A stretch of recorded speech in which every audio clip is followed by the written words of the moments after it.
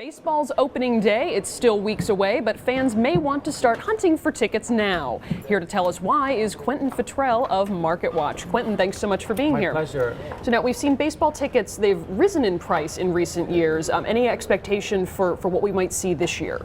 Right, so funnily enough, prices have remained steady this year after many years of price increases. But it obviously depends, it varies from team to team. Like the New York Mets, for example, prices will rise between 2 and 7-8%, believe it or not, depending on the game. If it's a really big game, people want to go see, and they're having a really good winning streak, then prices will go up. But generally this year overall, they've been flat. And now part of what we've been hearing about is the buzzword dynamic pricing. Can you tell us what this is and why that might matter in when you want to buy your tickets? Right, so dynamic pricing is sort of similar to how airlines price their tickets.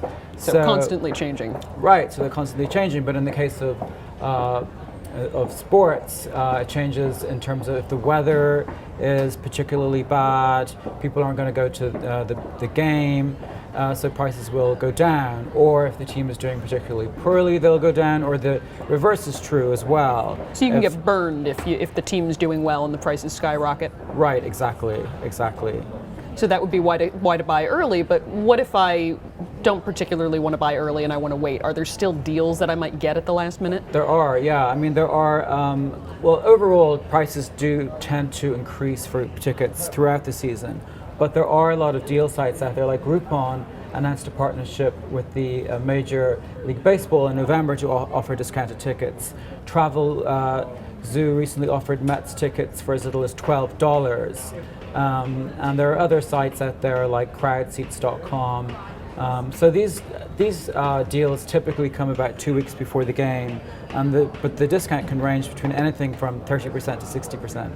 Pretty excellent. And then if we're looking at that resale market, I know that's something that we've seen in previous years. It's you can see tickets if it's a hot game, maybe twice the face value. But are there bargains there too to be had? Right. So I mean, I think with the ticket sites, there are.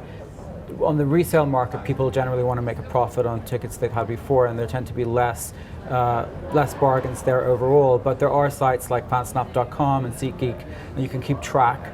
I mean, the biggest piece of advice is to keep track of your team, to know how it's doing, and to think, is it better to buy earlier at a cheaper price, or really the risks are a lot higher if you're going to buy in the secondary market.